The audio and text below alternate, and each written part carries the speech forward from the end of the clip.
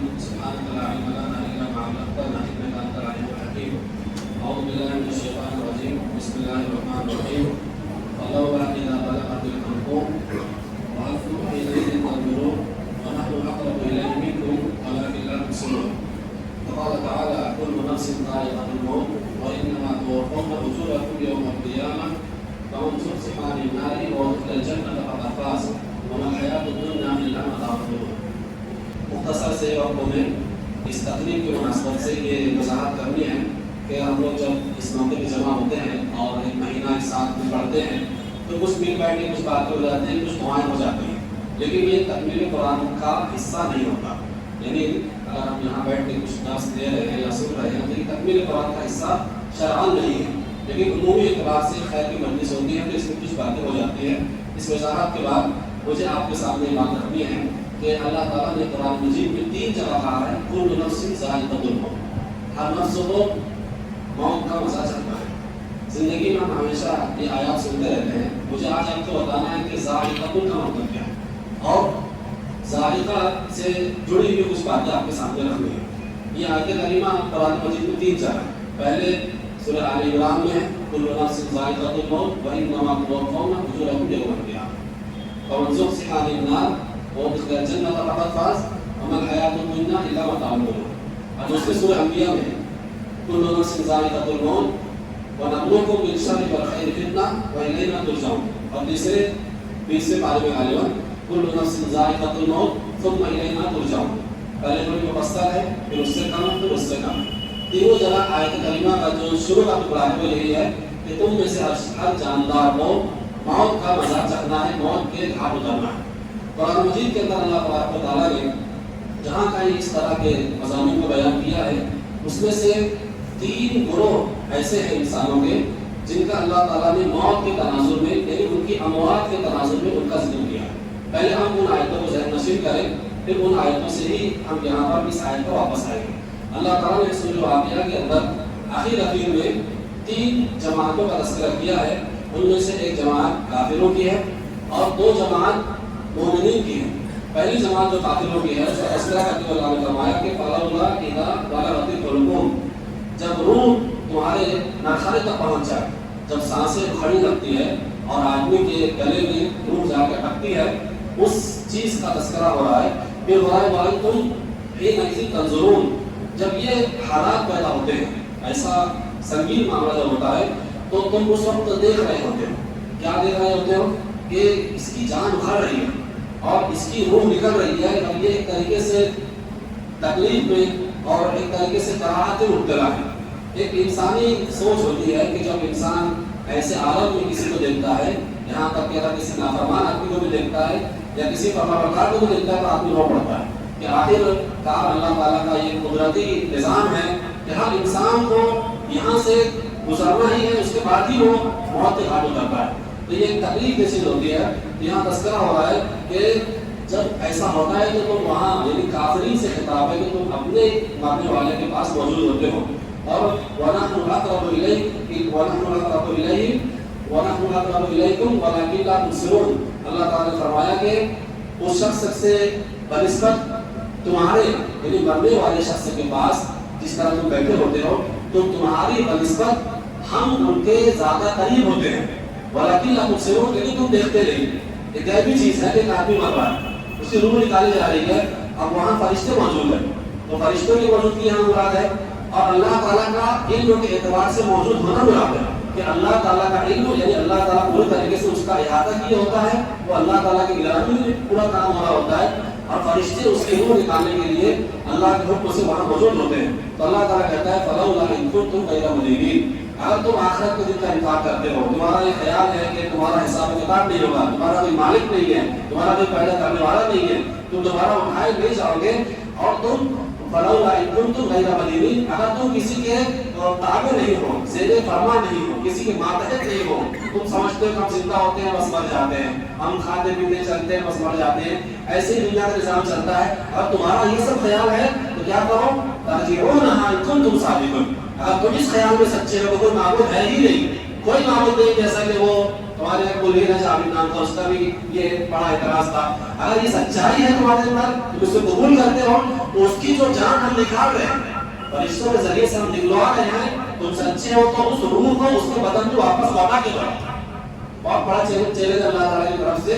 اس کی توحید کی عظیم الشان دلیل ہے، اس سے بہت ہی عظیم الشان دلیل ہے کہ ایک آدمی مر رہا ہے، اللہ تعالیٰ چیلنج کر رہے ہیں، کوئی معبود گھر نہیں ہے، تمہارے دعویٰ ہے، تم سچے ہو اپنے معاملے میں، اسی روح کو اس کے روح میں داخل کر کے آدمی نہیں کر سکتا. تو یہ ایک طریقے سے اللہ تعالیٰ نے دھمکی کا معاملہ ان کے ساتھ میں کیا. پھر اللہ تعالیٰ نے فرمایا کہ فَأَمَّا إِنْ كَانَ مِنَ الْمُقَرَّبِينَ. یہ تو کافرین کا حال ہوگا. اب ان کا انجام کیا ہوگا آگے کی آگے بتایا جائے گا، اس کو ذہن نشین رکھے. فَأَمَّا إِنْ كَانَ مِنَ الْمُقَرَّبِينَ. اگر کوئی آدمی تم میں سے جو شخص مقربین میں سے ہوتا ہے.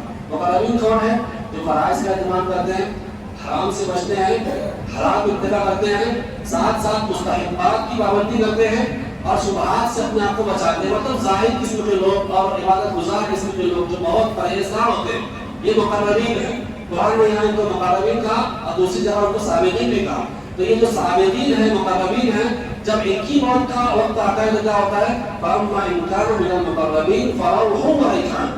ان کے لیے کیا ہوتا ہے؟ راحت ہی راحت ہے، اطمینان ہی اطمینان ہے. ایک مومن کے لیے بہت بڑی بشارت ہے ان لوگوں کے لیے جو نیک ہوتے ہیں، پرہیزگار ہوتے ہیں. یہ پہلی جماعت ہے مومنین کی، جو سابقین کی جماعت ہے کہ اگر روح نکل رہی ہے تو آدمی زندگی میں دعا کرتا رہتا ہے وَرَاحَةً لِّمِن كُلِّ شَرٍّ. اللہ کے نبی کی دعا کا آخر ٹکڑا ہے کہ موت کو میرے لیے راحت کا سامان بنا دے. ایسی راحت اس میں کوئی تکلیف نہیں ہے، کوئی تھکانی نہیں ہے، پیشانی کو کوئی بڑھ رہا ہے، سانس لینے میں کوئی تکلیف نہ ہو، اور مرنے کے بعد جب روح نکل جائے اور اس کے بعد بھی کوئی تکلیف نہ ہو، قبر میں کوئی تکلیف نہ ہو، جب اٹھائے جائیں تب وہاں بھی اطمینان ہی اطمینان ہو. یہ عظیم الشان بشارت اللہ تبارک و تعالیٰ اہل ایمان کو ان کے نیک اعمال کے مرتبے میں دیتا ہے. اگر آپ نے قرآن کی تلاوت کی، آپ نے تراویح کی نماز پڑھی، روزے رکھے، پرہیزگاری کا معاملہ آپ نے اختیار کیا اور موت ایسے حالات میں آتی ہے، یہ اللہ کی جانب سے بہت بڑی بشارت ہے مومن مردوں کے لیے، مومن عورتوں کے لیے. کیا ہوتا ہے؟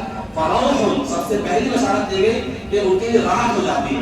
مومن کے لیے موت فکروں سے نجات کا باعث ہوتی ہے. مومن کے لیے موت راحت ہے، اس سے کیا ڈرنے کی ضرورت ہے؟ تکلیف تو بہرحال روح نکلنے کے وقت ہوتی ہے. تو اللہ نے فرمایا کہ فَأَمَّا إِنْ كَانَ مِنَ الْمُقَرَّبِينَ فَرَوْحٌ وَرَيْحَانٌ. دوسری بشارت دی جا رہی ہے. ریحان کا مطلب کیا ہوتا ہے؟ ریحان معنی خوشبو. تو یہ تفسیر کی گئی ہے، لیکن ریحان کا مطلب ایک یہ ہوتا ہے کہ مختلف قسم کے ماکولات، مختلف قسم کے مشروبات اور مختلف قسم کی غذائیں جو انسان کو بدنی اعتبار سے لذت پہنچاتی ہے. مومن کی روح نکل رہی ہے، پہلی بشارت دی گئی آرام سے ہو گیا. اب دوسری بشارت کیا دی جا رہی ہے؟ اس کے لیے مختلف قسم کی غذائیں ہیں. اب یہ غذائیں کہاں ملے گی؟ اس کا سوال ہے. سوال یہ کہ غذا انسان کو ملے، مشروبات ملے تو برزخ میں جانے کے بعد ملے گی، یا پھر اس کو یہ قیامت میں جب اٹھایا جائے گا، جنت میں داخل کیا جائے گا، جب اس کو یہ معقولات و مشروبات ملیں گے. ہم اس کا بھی آگے بتائیں گے، اس کو بھی آپ ذہن میں رکھیے. تو کہا گیا کہ وریحان، یا تو اس کو غذائیں ملے گی اور ساتھ ہی ساتھ ایک قسم ہے خوشبو کی جو بہت معروف بہت عمدہ ہوتی ہے. اس خوشبو کی اس کو بشارت دی جا رہی ہے وجنت نعیم، نعمتوں والی جنت. ایسی جنت جس کے بارے میں حدیث میں آتا ہے کہ نہ کسی انسان نے سنا، نہ کسی انسان نے دیکھا، نہ کسی کے ذہن و دماغ کو اس کا خیال گزرا. پھر اس کو اللہ نے فرمایا وَأَمَّا إِنْ كَانَ مِنْ أَصْحَابِ الْيَمِينِ، کہ جو شخص داہنے ہاتھ والوں میں سے. داہنے ہاتھ سے مراد کیا ہے؟ داہنے ہاتھ والوں میں سے مراد سورہ واقعہ کے اندر اصحاب الیمین کہا گیا، وہیں کی آیتیں ہم پڑھ رہے ہیں. تو اصحاب الیمین وہ لوگ ہیں جو نیکیاں کرتے ہیں، گناہ بھی کر لیتے ہیں. ایسا گناہ کرتے ہیں جس سے ان کی توحید میں، ان کے ایمان میں کوئی خلل واقع نہیں ہوگا. یعنی ایسا گناہ جس سے آدمی شرک میں مبتلا ہو جائے، اس کا ایمان ختم ہو جائے، وہ ایسے گناہ کا انتخاب نہیں کرتے، بلکہ نیکیاں کی تو اس کے ساتھ کچھ گناہ ان سے بچنے تقاضے کے مطابق ہو جاتے ہیں، وہ مہلکات کا انتخاب نہیں کرتے. یعنی ایسے گناہ جس سے انسان ایک طریقے سے اس پر حد مقرر ہو جائے، اس سے وہ بچتے بچاتے ہیں، بس نہیں گزارتے. اللہ تعالیٰ کہہ رہا ہے وَأَمَّا إِنْ كَانَ مِنْ أَصْحَابِ الْيَمِينِ، جو اصحاب الیمین ہیں، وَسَلَامٌ لَكَ مِنْ أَصْحَابِ الْيَمِينِ، کہ ان اصحاب الیمین کے لیے سلامتی ہے. یعنی داہنے ہاتھ والوں میں سے، یعنی جن کے اصحاب الیمین جو دیگر لوگ ہیں، ان کو استقبالاً، ان پر سلامتی، ان کو سلامتی کی یعنی بات کہتے ہیں. پھر فرمایا کہ وَأَمَّا إِنْ كَانَ مِنَ الْمُقَدِّمِينَ وَالظَّالِمِينَ، جو مقذبین اور ظالم ہیں، جھٹلانے والے اور گمراہ قسم کے لوگ ہیں. وَنُزُلٌ مِّنْ حَمِيمٍ، ان کی مہمانی گرم اور کھولتے ہوئے پانی سے کی جائے گی. اور وتصلیۃ جحیم، اور یہ جہنم میں جانے والے لوگ ہیں. اور اللہ تعالیٰ نے دوسرے مقام پر فرمایا کہ بالماء کالمہل یشوی الوجوہ، ان کی مہمانی ایسی ہے کہ ان کو کھولتے ہوئے پانی، ایسا پانی پلایا جائے گا جو بھیگے ہوئے تانبے کی طرح ہوگا. یشوی الوجوہ، جیسی وہ پانی کے پاس لے کر جائیں گے ان کا منہ جھلس جائے گا، ان کا منہ پوری طریقے سے جل جائے گا، بھن جائے گا. اور کیا ہوگا؟ ان کو یہ پانی وہاں پر پینا پڑے گا. کیوں؟ اس واسطے کہ ان کو سخت قسم کی پیاس لگے گی، گھونٹ در گھونٹ وہ پیے گا. کھولتے ہوئے پانی کو نسخہ کہا گیا، کھولتے ہوئے پانی کو پیے گا، جس سے اس کے پیٹ کی آنتیں گل کر کے پاخانے کے راستے سے باہر نکل جائے. یہ بھیانک انجام کن کا ہو رہا ہے؟ یہ ان کا ہو رہا ہے جن کی روح اس حالت میں نکالی جا رہی ہے کہ وہ کافر ہیں. ان کی بات سمجھنا ہے آپ کو. پہلے سمجھا آپ نے کہ جو کافر لوگ ہیں ان کی روح کا معاملہ کیا ہوتا ہے، پھر سابقین کا معاملہ بتایا گیا، پھر اصحاب الیمین کا معاملہ بتایا گیا کہ ان کے لیے بشارت ہے، پھر کافرین کا معاملہ بتایا گیا کہ کھولتے ہوئے پانی سے کی مہمانی کی جائے گی. اب آئیے کل نفس ذائقۃ الموت کے اوپر، کہ ہر نفس کو موت کا مزہ چکھنا ہے. یہ مزہ کیا چیز ہے؟ مزہ مطلب ذائقہ، تو مطلب ذائقہ، جو پانی پینے اس کا ایک ذائقہ ہے، کھانا کھاتے اس کا ایک ذائقہ ہے، ایسے ہی موت کا بھی ذائقہ ہے. شیخ ابن عثیمین رحمہ اللہ کہتے ہیں کہ موت کا جو ذائقہ ہے یہ انتہائی کڑوا ہے. لیکن آیات کریمہ سے اور جو قرآن کی آیتوں سے سمجھ میں آتا ہے کہ یہ جو کڑواہٹ ہے، یہ جو کڑواہٹ ہے، یہ اللہ تعالیٰ کے فضل و کرم سے اہل ایمان کے لیے آسان ہو جاتی ہے. اور یہاں جب ذائقہ کو ہم سمجھ رہے ہیں کہ ہم نے سمجھا کہ موت کا مزہ کڑوا ہے، تو جب موت روح نکل رہی ہے، اور جب یہ سورہ واقعہ میں کہا گیا کہ فروح ان کے لیے راحت ہے، وروحان وریحان، اور مختلف قسم کے معقولات اور مشروبات ہیں. مطلب ایک ذائقہ موت کا ہے، اور اسی وقت جب ابھی وہ نکالی نہیں گئی ہے، ہم دیکھ رہے ہیں کہ اسی کو نکل رہی ہے، اسی وقت تو معقولات جنت، مشروبات جنت لا کر پیش کیے جا رہے ہیں. تو ایک ذائقہ موت کا ہے، اسی ذائقے کے ساتھ ایک ذائقہ جنتی معقولات و مشروبات کا ملا دیا گیا. تو آپ مومن کے لیے موت بھاری کیسے؟ بشارت دی جا رہی ہے، لہم البشریٰ فی الحیاۃ الدنیا وفی الآخرہ، کہ ان کے لیے دنیا میں کیا ہے؟ بشارت ہے. ایسی بشارت ہے، ان الذین قالوا ربنا اللہ ثم استقاموا تتنزل علیہم الملائکۃ الا تخافوا ولا تحزنوا وابشروا بالجنۃ التي کنتم توعدون. جب مومن کی روح نکل رہی ہے، اس کی روح کو کب سے کیا جا رہا ہے؟ تو اللہ تعالیٰ کہہ رہا ہے کہ جن لوگوں نے یہ کہا کہ ہمارا اللہ ہے، اس پر جمے رہے، اس پر قائم رہے، پچھلے نہیں، قدم پیچھے نہیں ہٹایا، ایمان عمل صالح کا برابر اہتمام کرتے رہے، تو اللہ تعالیٰ کہہ رہا ہے تتنزل علیہم الملائکہ.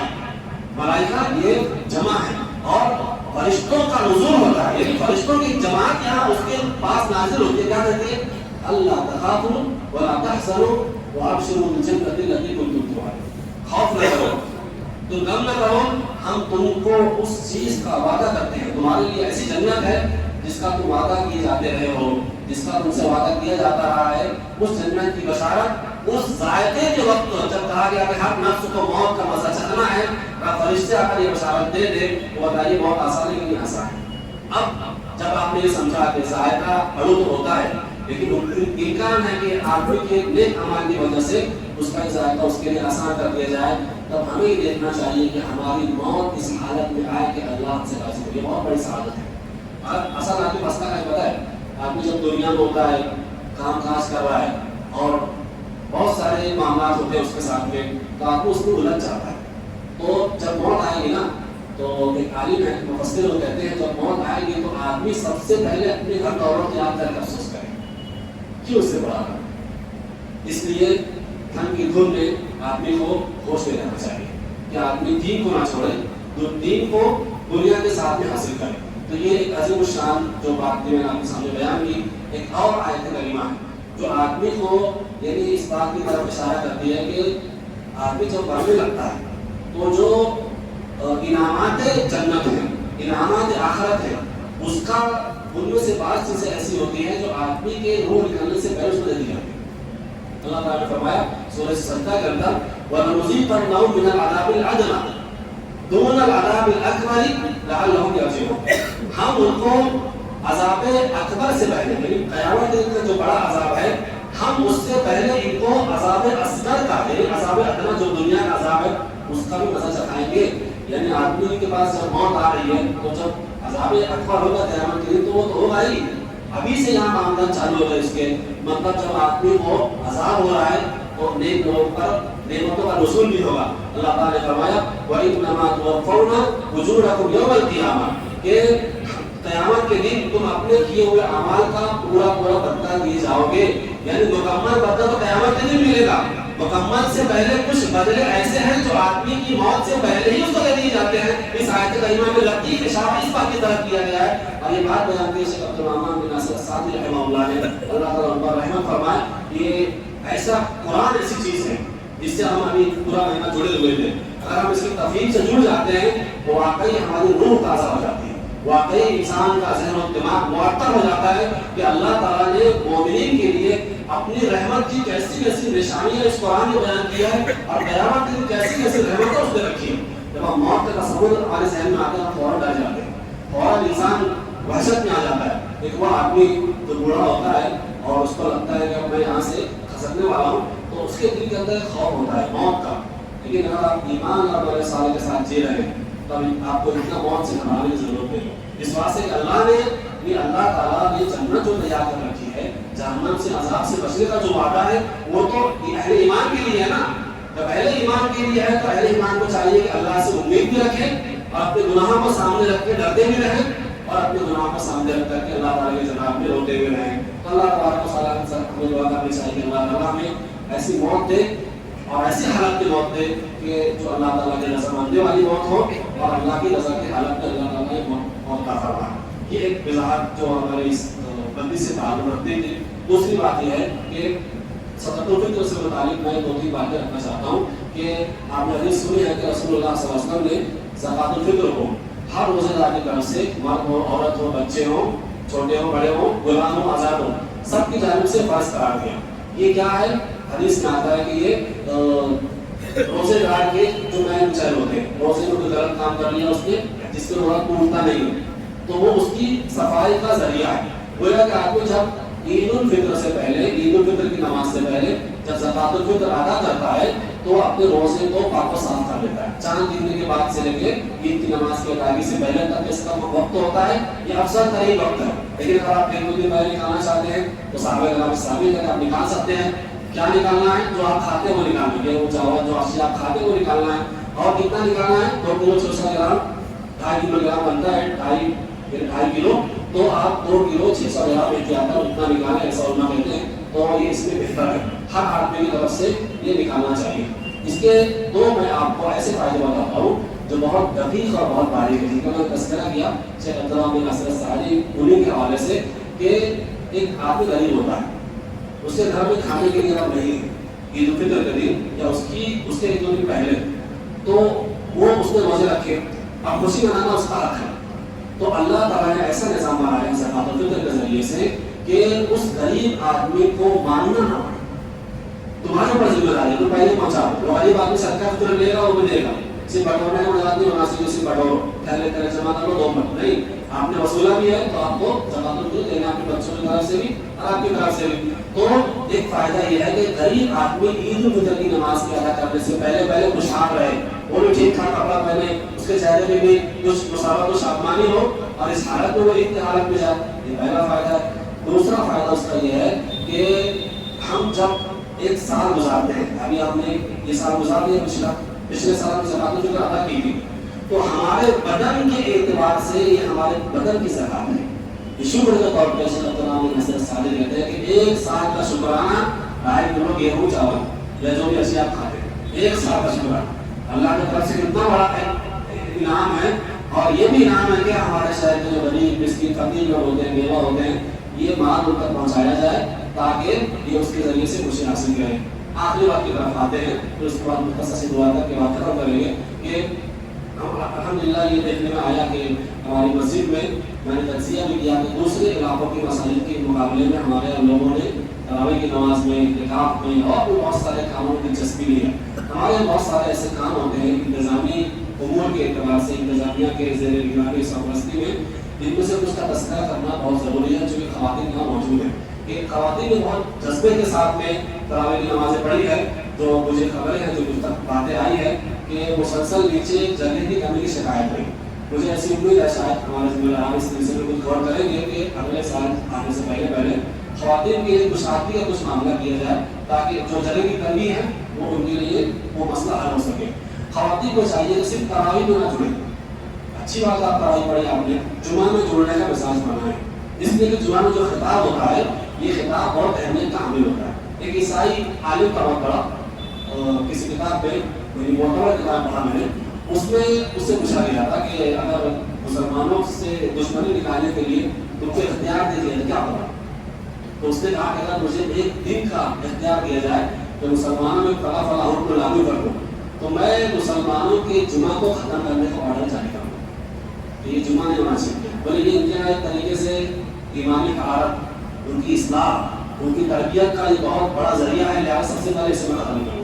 ایک آدمی مشرک ہے, وہ اس کو اہمیت پتہ ہے تو ہمیں اس کی اہمیت زیادہ پتہ ہونی چاہیے. اگر خواتین کی شرکت جمعہ میں پڑھتی ہے تو اس کے ذریعے سے ان کا تزکیہ ہوگا, اور خواتین بچوں کے ساتھ گھر میں زیادہ رہتی ہیں, لہٰذا جب یہاں سے وہ سیکھے گی تو بچوں کی تربیت میں ان کے لیے بہت آسانی پیدا ہوگی اور معاونت پیدا ہوگی. اور اس سلسلے میں دوسری بات جو اس سے جڑی ہوئی ہے کہ اپنے بچوں کو اہل حدیث مساجد سے جوڑیے اگر آپ اہل حدیث ہیں تو.